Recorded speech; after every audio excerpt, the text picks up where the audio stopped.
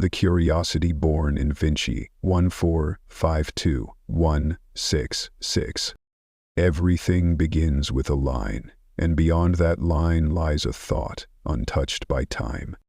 Among the ancient hills of Tuscany, down a narrow path lined with olive trees and whispered cypress, lies a small stone village, Vinci. In this timeless hamlet, where spring seems to awaken with the first light of every dawn, a child was born on April 15, 1452. His name was Leonardo. From the window of the house where he was born, green valleys unfurled like open scrolls, winding dirt roads stretching far into the quiet distance. That morning, the sky was a clear, unbroken blue. Birds passed silently above, gliding, not crying out, as if honoring the stillness of something beginning.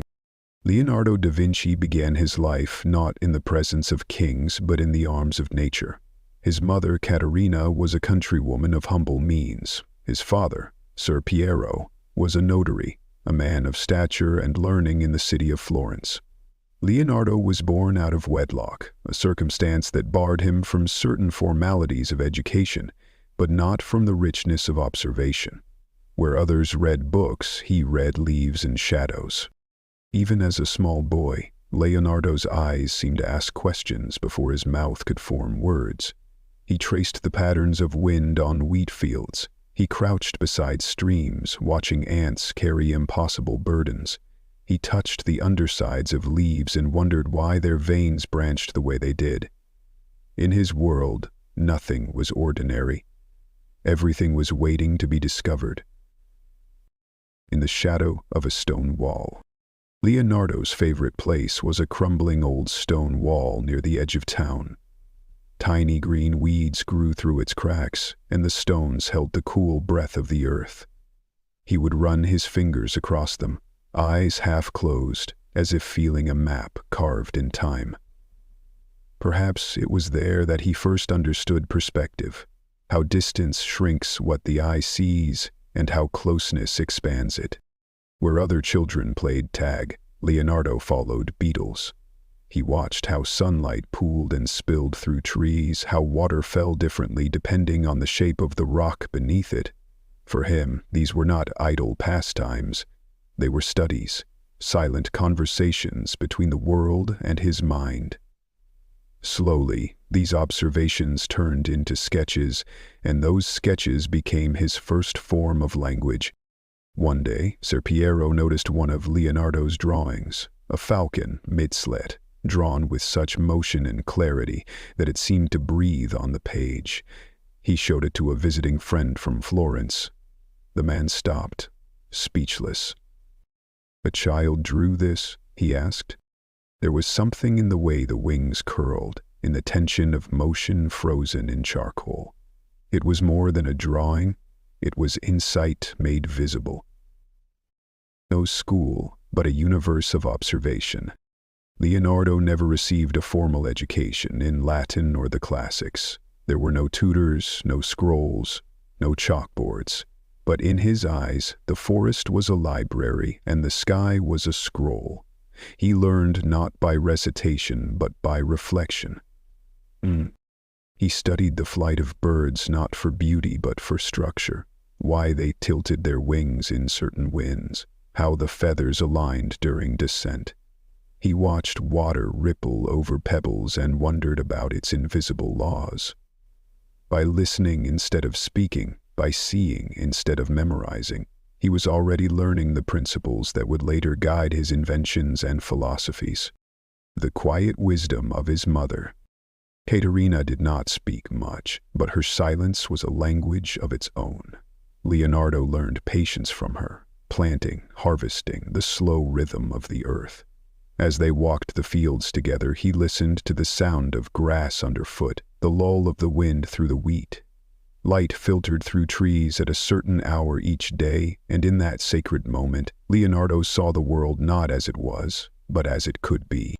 From her he inherited a calm sense of wonder, not loud, not boastful, but endlessly deep. It was she who first taught him to look. First sketches and tools, At first, he had no paper. He drew on stone, on scraps of cloth, on bits of bark and smooth earth. He etched images into the moist mud along riverbanks and watched them dry in the sun. His subjects were small. The lines of a bird's foot, the curve of a pine needle, the wrinkles in an old man's hands. Eventually, Ser Piero brought home a few sheets of parchment and some charcoal sticks. They were simple gifts, but for Leonardo, they were keys to an expanding universe. He now had a way to preserve what his eyes collected and translate his quiet curiosity into lasting form. The first step toward Florence. By 1466, at the age of 14, Leonardo's growing talent could no longer be overlooked. Ser Piero arranged for him to become an apprentice in the workshop of Andrea del Verrocchio, one of Florence's most esteemed artists. It was a city alive with light, stone, and movement. Florence, the heart of the Renaissance. Leonardo left Vinci then, but he carried with him the village's hush, the taste of wild mint, the hush of leaves in the wind, and the patient rhythm of a mother's footsteps through the fields. These were the roots of his vision. Because the great things Leonardo would one day create, his paintings, his machines, his notebooks filled with wonders, did not begin in the courts of kings. They began in silence, in curiosity, in Invention. Childhood in Vinci was not just a beginning, it was a foundation. Everything Leonardo later explored, every question he asked, every design he drew, was in some way rooted in that quiet hillside village. Among masters in Florence, 1466-1482. In the hands of the master, stone becomes vision. In the eyes of the student, vision becomes the seed of a world not yet born. The city greeted him with noise. Florence, grand, ancient, and alive, buzzed like a hive of creation. Its narrow streets were lined with merchants, philosophers, painters, and poets. Sounds of chisel against marble, of bells echoing across tiled rooftops, of languages twisting around corners. This was no village. This was a place of ideas. And for a young boy from Vinci, it was overwhelming and magnificent all at once. Leonardo was 14 when he entered the workshop of Andrea del Verrocchio, a master sculptor, painter, engineer, and goldsmith. Verrocchio's studio wasn't just a place of work, it was a furnace of talent. Apprentices came and went, but few burned with the quiet flame that Leonardo carried within. The workshop of alchemy? The studio was large, open to the light, and filled with the smell of oil, wood dust, and wet plaster. Marble fragments littered the floor like bones of forgotten giants. Stretching canvases, gold leaf, melted wax, jars of pigments crushed from minerals and beetles. Here, art was both holy and handmade. Leonardo began at the bottom. He swept floors, prepared pigments, ground minerals, heated varnishes. He learned by watching, repeating, questioning. His hands became familiar with the texture of clay, the stretch of linen, the weight of tools. But even while doing simple chores, he observed the way shadows formed on faces, how light curved around the folds of a robe. For him, nothing was ever merely background. Verrocchio noticed this. Within months, Leonardo was entrusted with more sketching ornaments, assisting with commissions, even contributing small portions of larger paintings. The student was not only skilled, he was alive with questions. Why do drapery folds fall the way they do? What lies beneath the skin of a man's hand? What makes the eyes appear to follow you across a room? The baptism of Christ. One of Verrocchio's most famous works would become a shared creation. The painting, The Baptism of Christ, was a commission for a monastery. Verrocchio, as usual, composed the central figures, John the Baptist pouring water upon Christ's bowed head. Leonardo, the apprentice, was asked to paint one of the attending angels. What emerged from Leonardo's brush was startling. The angel he painted had grace, softness, and a luminous presence unmatched by anything else on the panel. Her hair curled like real hair would in sunlight. Her expression was serene, not staged. Verrocchio, legend says, upon seeing this, declared that he would never paint again, for his student had surpassed him. End of poem. This recording has been held by time. Whether the story is true or not, it reflects a deeper reality. Leonardo had found his voice. The study of nature and form. In Florence, Leonardo's fascination with nature grew into something more structured. He began to keep notebooks filled with studies of trees, birds, water, and anatomy. He would stand at the Arno River for hours, watching its surface respond to wind and stone. He sketched flowers with obsessive detail, each petal, vein, and curl recorded like a language. He also studied human anatomy, not in dissection rooms yet, but through movement. He sketched wrestlers, beggars, dancers, soldiers. Muscles in tension, joints in balance. Every gesture was a puzzle, every expression a code.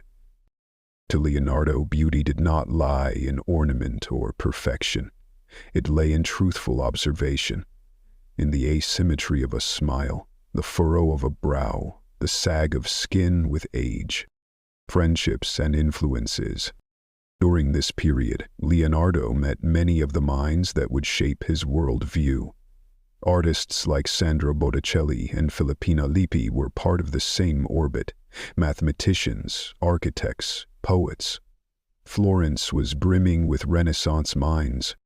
He also grew close to the Medici court. Lorenzo de' Medici, known as Lorenzo the Magnificent, saw potential in the quiet boy with intense eyes and left-handed sketches. Leonardo would attend gatherings where Plato and Aristotle were debated, where poetry was recited as if it were music, where invention and imagination were praised above all else. The unfinished works. Even then, Leonardo was prone to leaving things incomplete. He would begin commissions, only to be swept away by a new idea before finishing.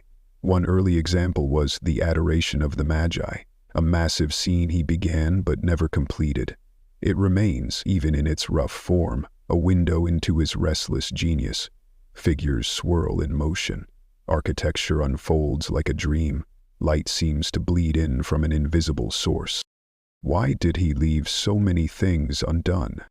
Perhaps because for Leonardo, the process mattered more than the product. Discovery was his true goal. Once he learned what he needed, the work became still to him, lifeless. He sought motion, challenge, the unanswered. More than an artist. As the years passed, it became clear that Leonardo could not be confined to the title of painter. He began designing devices, water wheels, bridges, flying machines.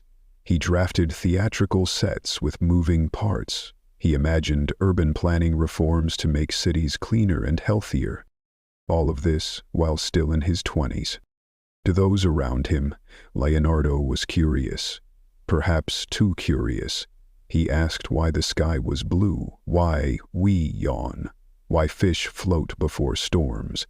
Some dismissed him as distracted. Others saw a mind attempting to weave the universe together. "Yes, abuelo," he said. "Proceed. Intos." The road to Milan. By 1482, Leonardo had outgrown Florence, or perhaps Florence had outgrown him. Though he was admired, commissions were few. Patrons wanted tradition. Leonardo wanted transformation. He composed a letter to Ludovico Sforza, the Duke of Milan. In this letter, he didn't describe himself as a painter. No, he offered his talents as a military engineer, a designer of fortresses, catapults, and bridges. Only at the end, almost as an afterthought, did he mention that he could also paint. That letter opened the door to the next chapter of his life. And so, with his notebooks, sketches, and dreams, Leonardo departed Florence.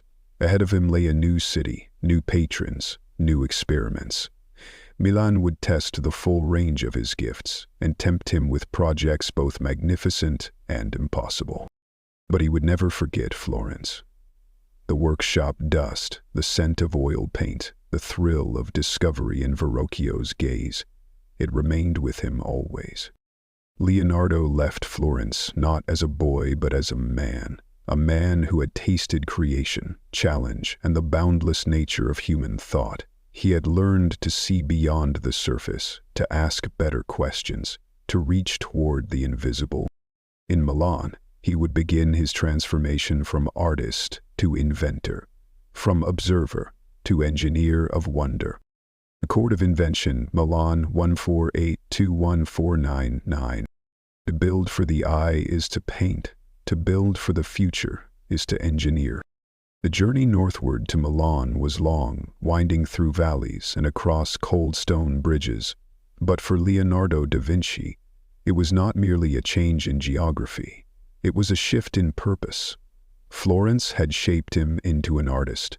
Milan would awaken the inventor, the strategist, the architect of dreams yet to be realized.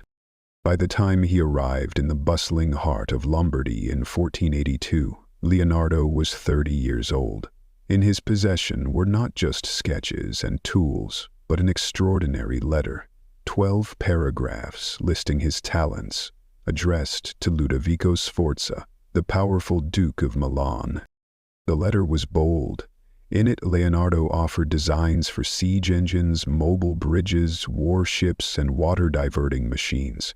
He promised solutions for both battle and peace. Painting came last in the list, a final note of humility or confidence. It was hard to say. Either way, it worked.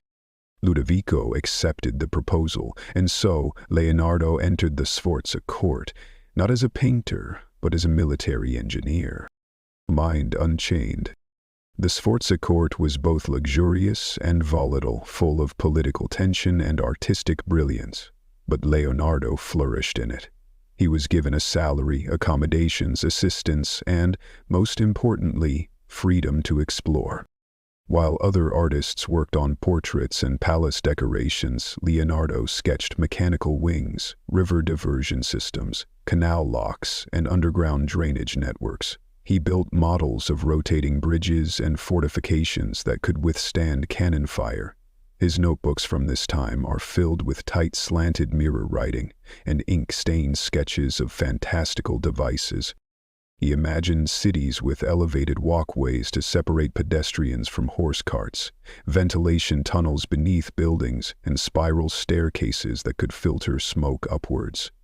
Some of his designs were decades, if not centuries, ahead of their time, but not all of them were built. Leonardo rarely saw his inventions realized. He was a visionary in a world that often lacked the materials, money, or political will to bring visions to life.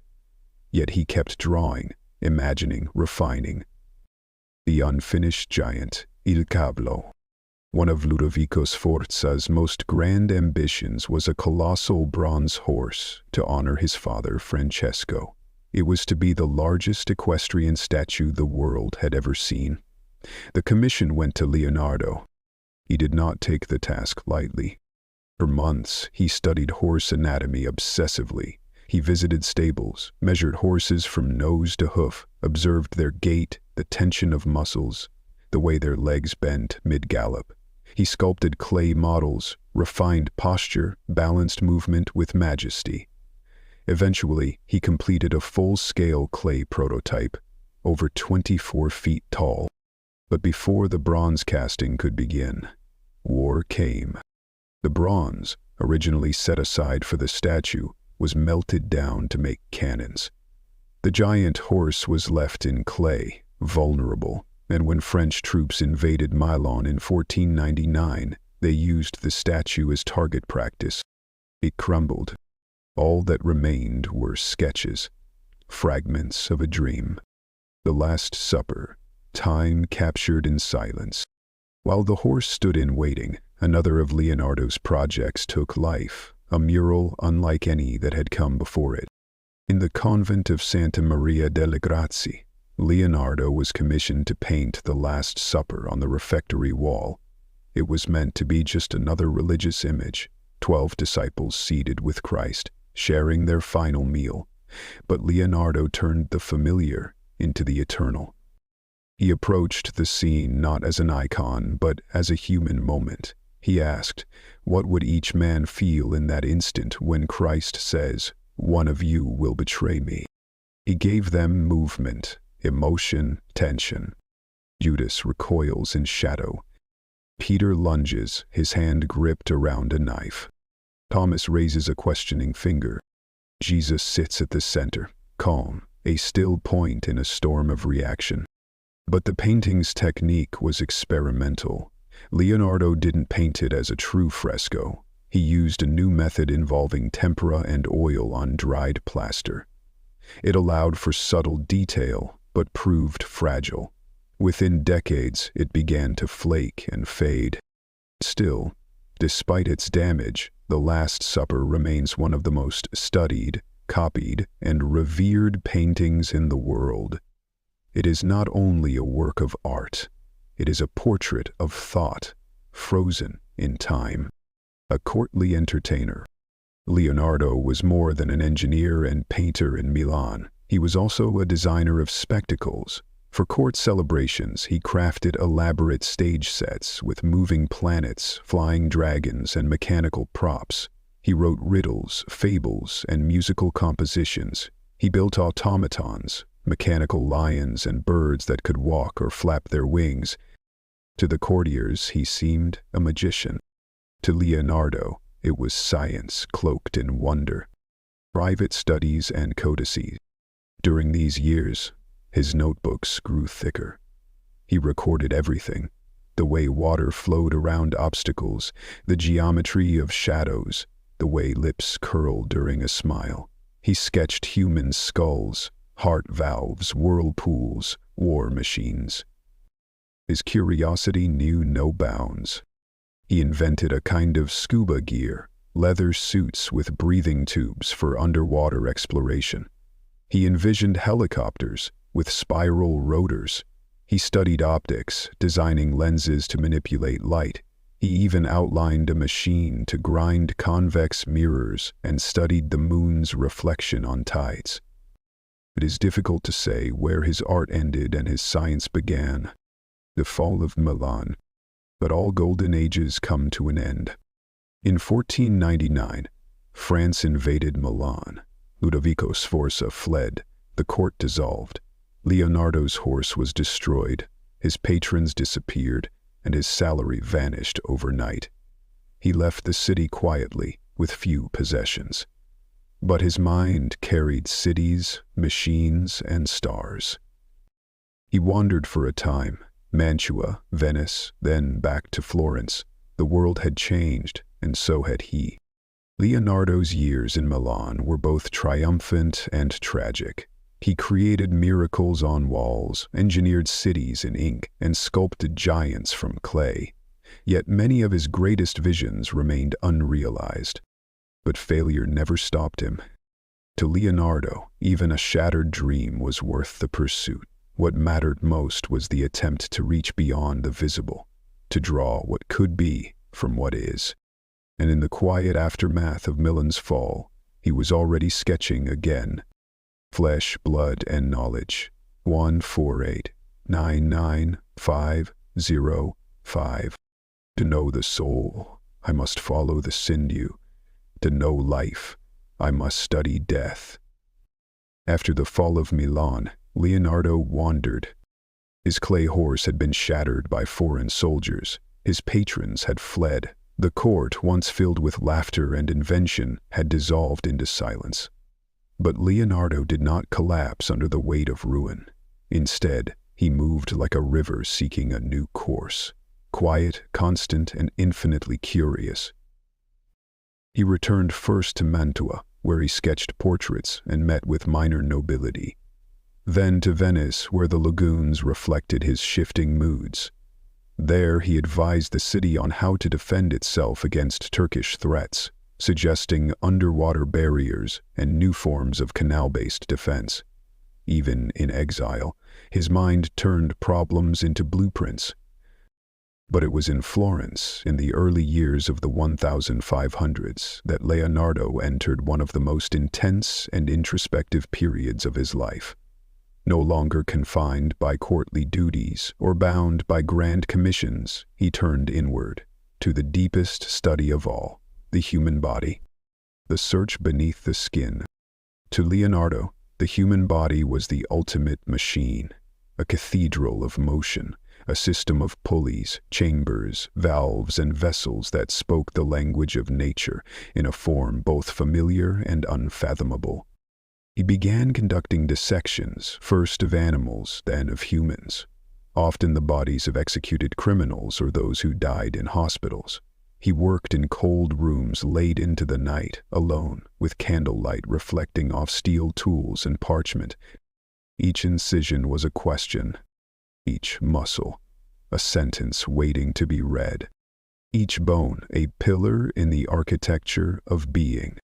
He filled notebooks with meticulous drawings, muscles in layered detail, tendons stretched in motion, the spinal column twisted in various poses. He studied the heart with obsessive dedication, detailing its valves, chambers, and rhythms. He was the first to suggest that the heart was a muscle, not a furnace or seat of the soul. He watched it beat with his mind, not his ear. He recorded the vascular system, tracing the branches of arteries and veins as if mapping rivers. He explored the lungs, the intestines, the womb. His notes on the fetus in utero, curled like a pearl inside its mother, remain among the most haunting and tender images in the history of science. Notebooks of bone and thought. Unlike others of his time, Leonardo did not dissect to horrify or impress. He dissected to understand. He believed that beauty lay in precision, and that understanding the body brought him closer to understanding the divine.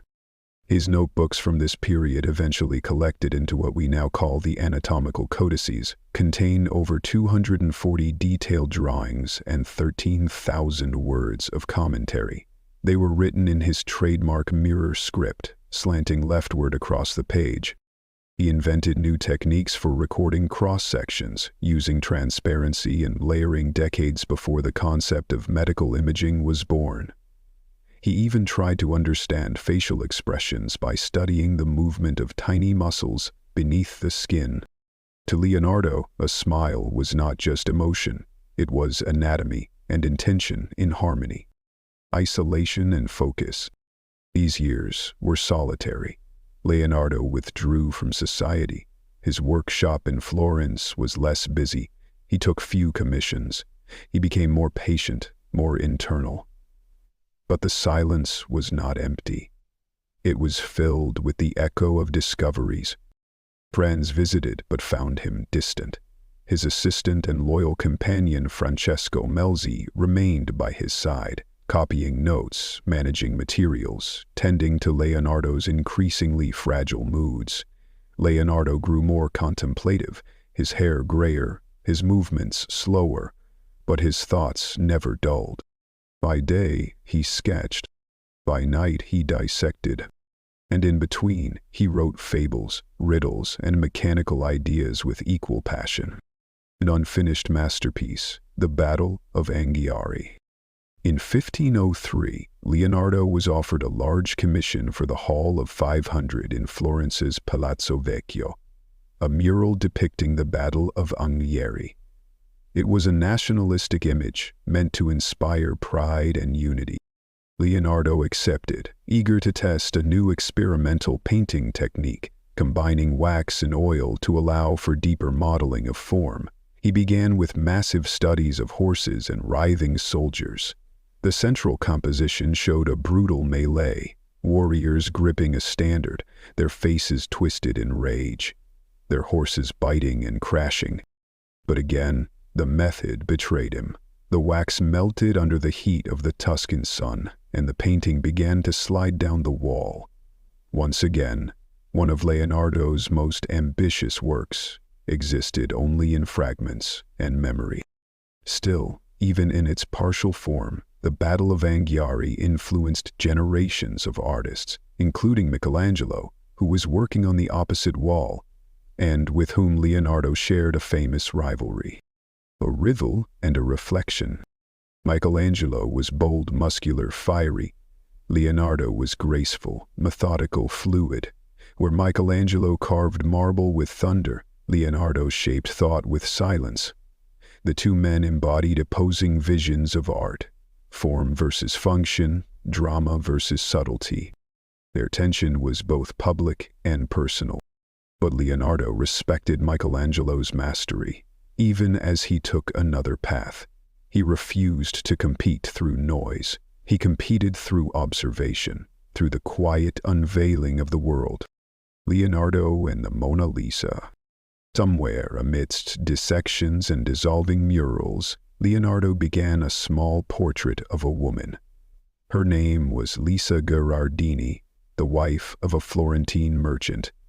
It was a commission like many others, but Leonardo did not see it that way. He kept the painting for himself, refusing to deliver it. He worked on it slowly, year after year, adding layers of glaze so thin they seemed like breath. He studied her hands, her posture, her mouth, her eyes. He captured her not as a subject, but as a mystery. That portrait would become the Mona Lisa, the most famous painting in history. And it was born in a time of silence and study. Between flesh and parchment, muscle and mystery, Leonardo touched something eternal. He had looked into the body not for beauty or horror, but for knowledge. He believed that every tendon revealed the logic of life, that the heart was more than blood and muscle.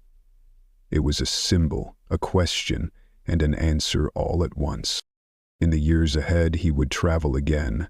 He would return to the courts. He would finish some works and abandon others, but nothing would shape him quite like the stillness of a dissecting room or the curve of a rib beneath his fingertips.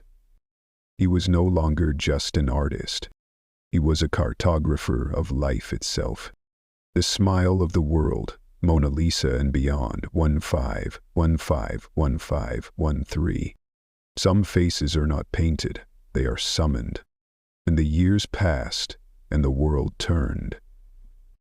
But Leonardo da Vinci remained, always somewhere between idea and image, between earth and sky. He had dissected bodies, drawn machines, watched water move like thought across stone. And now, in the second decade of the 1500s, he stood on the edge of something deeper, not just invention or art, but the search for presence itself. And at the center of it all sat a woman who smiled. Lisa, light and layers. She was called Lisa Gherardini, though history remembers her differently. To some, she was an ideal, to others, a puzzle. To Leonardo, she was observation made flesh. Word. He began the portrait not as a masterpiece, but as a commission, one among many. But as brush met panel and eyes met expression, something changed. Leonardo did not merely paint her image. He painted the spaces between expressions, the pauses between emotion, the seconds before thought. Her smile was not fixed. It lived. He called the technique sfumato, the soft blending of tones and edges that allowed form to emerge, not in lines, but in light. There were no sharp transitions in the Mona Lisa, no harsh borders, no declarations. Her mouth curved slightly, uncertainly. Her eyes shimmered, but never quite met yours. Her hands folded like a quiet question. And behind her, a world unformed, winding rivers, impossible mountains, a dream of nature unfolding in mist and shadow. It took Leonardo years. Perhaps 4, perhaps more. He carried the painting with him wherever he went. He added layers so thin they were translucent, as if she breathed through the paint. He never gave it away. Some said he never finished it. But perhaps she was never meant to be finished, only contemplated. to science between the brushstrokes. During this period, Leonardo's scientific obsessions deepened. His notebooks brimmed with diagrams and thoughts. He studied geology, noting how layers of earth told stories like the rings of a tree. He examined fossils, pondering the movement of ancient seas through the Italian landscape. He asked, how does the flow of water resemble the flow of blood? He saw patterns in everything, spirals in shells, eddies in rivers, curls in hair, whorls in fingertips. He was no longer dissecting corpses but landscapes, no longer sketching just bodies but the breadth of the planet. And through it all, the Mona Lisa watched from her silent frame. The deluge drawings. In the late 1500s, Leonardo began producing a series of terrifying, mesmerizing drawings known as the Deluge series. They depicted great floods, mountains collapsing, waves surging, winds roaring through ancient forests. Swirls of water and chaos filled the page, but these were not mere nightmares. They were scientific and symbolic. To Leonardo, destruction was part of creation. The deluge was not punishment, it was pattern. It was nature rewriting its own script. He believed the world was in constant motion, that stability was an illusion, and that understanding came not from resisting change, but from observing it. Rome, a clash of minds. In 1513, Leonardo accepted an invitation to Rome, where Pope Leo X hoped to put his genius to work. The Eternal City was rich with commissions, scholars, and new ideas, but it was also home to a new generation. Raphael, Michelangelo, and others, rising stars whose style and speed left little room for Leonardo's slow, exploratory methods. He felt isolated there. His experiments in optics and hydraulics failed to impress the church. His dissections were discouraged. His reputation was immense, but his usefulness was questioned. Michelangelo, younger and fiercer, dismissed him as a dreamer, trapped in theory. Yet Leonardo never stopped sketching. He observed candle flames, he wrote about the movement of dust in shafts of light. He drafted new canal systems for the Vatican gardens. He recorded the motions of birds and imagined aerial screw machines, early ancestors of the modern helicopter. A young companion, Francesco Melzi. During this time, Leonardo's most loyal companion became even more essential. Francesco Melzi, a noble young man from Milan, was not only Leonardo's assistant but his adopted son in all but name. He copied manuscripts, organized notebooks, and served as translator, apprentice, and emotional anchor. Melzi was calm, elegant, and devoted, precisely the kind of quiet, intelligent presence Leonardo cherished. As other patrons grew distant, Melzi remained, and, in time, would become the steward of Leonardo's intellectual legacy. Letters and machines. Leonardo corresponded with engineers, doctors, and rulers during these years. He wrote letters suggesting improvements to irrigation systems, canal locks, even parabolic mirrors to concentrate heat. His mechanical studies now bordered on futuristic, automated devices, rotating cranes, giant crossbows, even a robotic knight powered by pulleys and gears. But more and more his inventions existed only on paper. Patrons lacked the means or courage to build them. The future was not yet ready for Leonardo's mind. And perhaps he no longer cared whether the world built his machines. It was the designing that mattered, the questioning, the drawing, the rhythm of ink across parchment. A legacy in pieces. By 1513, Leonardo was no longer a young man. His hair was white, his step slower, but his vision, sharp, ceaseless, burned as brightly as ever. He no longer chased glory, he chased truth in its softest, strangest forms. When visitors came to see him, they expected answers, but Leonardo offered them mirrors, not conclusions, questions more refined than the ones they brought, drawings that whispered rather than declared. The Mona Lisa, his masterpiece, still traveled with him. She had become more than a painting. She was a philosophy, a presence, a mirror to the unseen.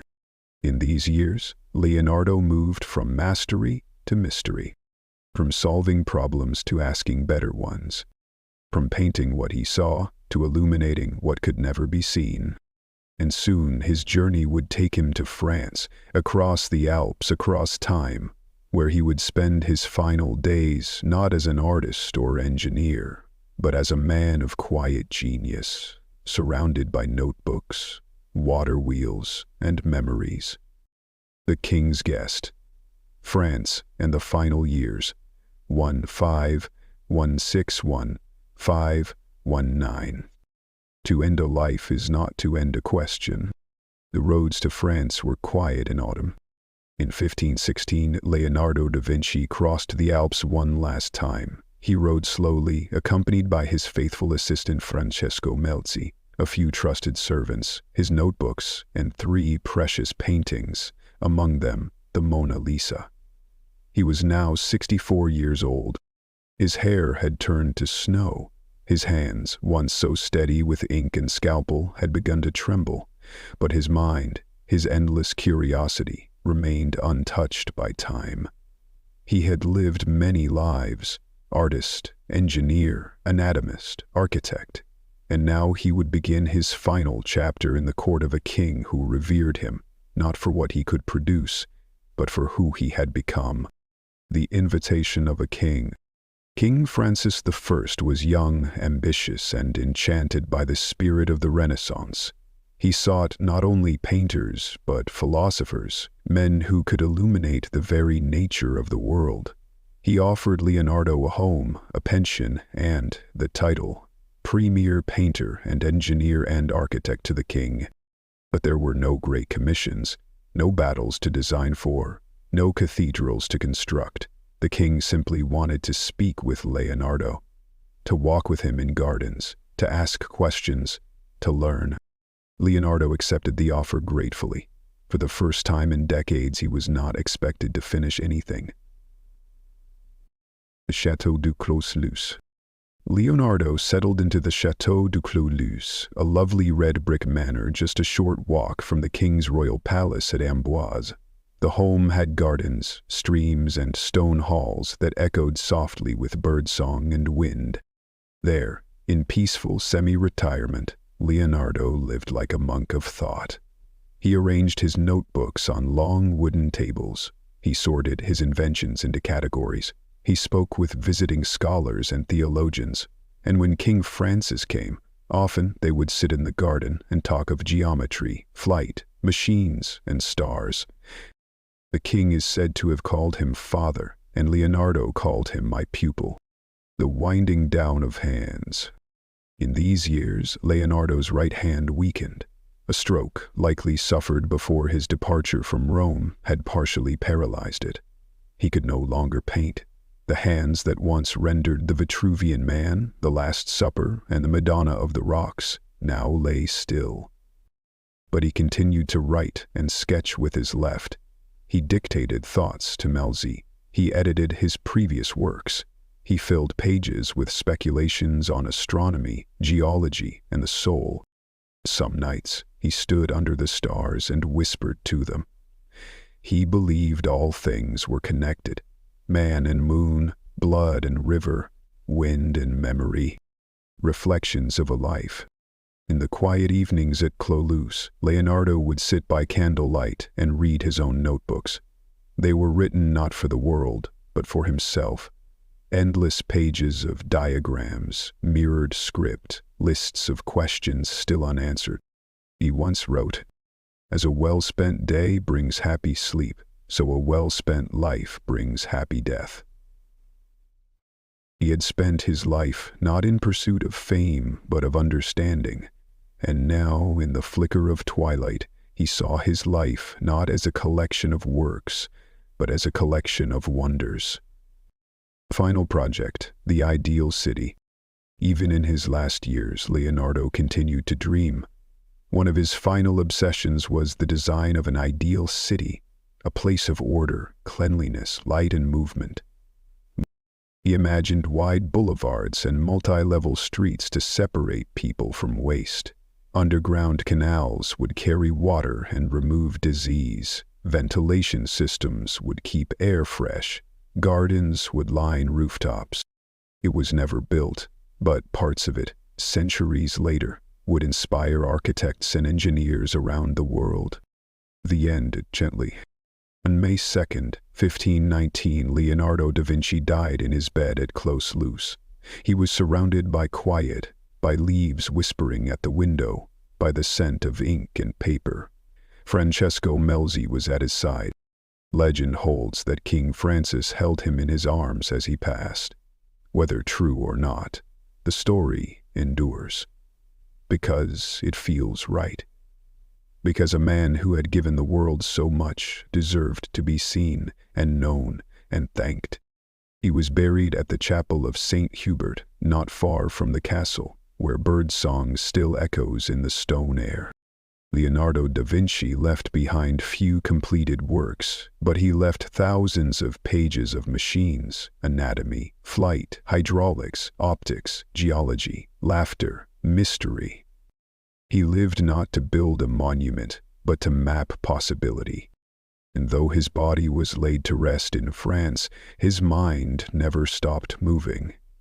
His notebooks still turn up in libraries, his sketches still live in museums, and his questions, those beautiful unfinished questions, still guide us. The echo of genius, Leonardo's legacy, and the world he changed. A life is not measured by its noise, but by the echoes it leaves behind. Leonardo da Vinci had died, but the world he touched had only just begun to awaken. At the time of his passing in 1519, he was admired, yes, but he was not yet a legend. To many, he was a curious mind, a slow worker, a man who began more than he finished. His greatest paintings were scattered, his engineering notebooks unpublished, his anatomical studies kept private. The full scope of what he had accomplished lay hidden in trunks, shelves, and drawers, awaiting time itself to catch up. And then slowly it did. Melzi, the keeper of memory. After Leonardo's death, his faithful companion Francesco Melzi inherited nearly all of his drawings, notebooks, and manuscripts. Melzi dedicated his life to preserving them. He catalogued, annotated, and organized thousands of pages, many still filled with mirrored script, strange machines, flying creatures, and soft musings on light and movement. But over the decades, as Melzi aged and eventually passed away, the papers began to drift. Some were sold, others were stolen, a few were given as gifts. Leonardo's legacy was no longer in one place. It was scattered, like seeds on the wind. Centuries later, these fragments would begin to resurface. In Madrid, in Milan, in Paris, in London, in Windsor, in the Vatican. Piece by piece, the puzzle of Leonardo's mind was slowly reassembled. Art that breathes. Of all his works, it was the Mona Lisa that began to gather myth. The painting still kept with Leonardo in France eventually made its way into the Louvre Museum in Paris. There she watched centuries pass, always serene, always silent. As Romanticism bloomed, as modernity arrived, as world wars came and went, the Mona Lisa remained. A woman painted with air and patience. And people began to ask, who was she? Why does she smile? The more they asked, the deeper the mystery became. And in that mystery, Leonardo's fame grew. The Last Supper, too, though damaged, became a holy relic of expression. Scholars traveled great distances just to see the fading mural, as if the flaking paint itself held divine insight. Science born from wonder. But Leonardo's true revolution came not from his brush, but from his notebooks. There, readers found machines that should not have existed, concepts that anticipated modern science. Parachutes sketched in the 15th century. Flying machines with rotor systems. Hydraulic pumps, bridges, cranes, and even a diving suit. Anatomical studies so advanced they rivaled 19th century medical texts. He understood the heart like a doctor, the sky like a pilot, the soil like a geologist, the soul like a poet, and yet he was none of those things. He was simply Leonardo, the rise of the legend. During the Enlightenment, scientists rediscovered Leonardo's writings. His ideas were suddenly relevant, his machines plausible. In the 19th century, artists idolized him. In the 20th, engineers studied him.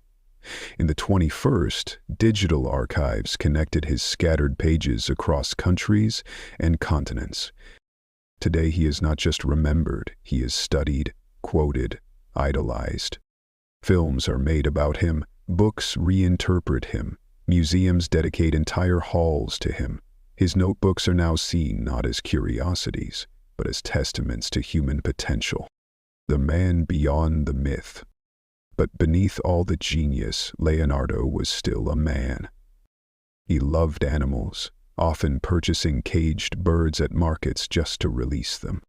He wrote fables, some humorous, others dark, many about the balance of nature. He was a vegetarian at a time when that was almost unheard of. He joked with his assistants.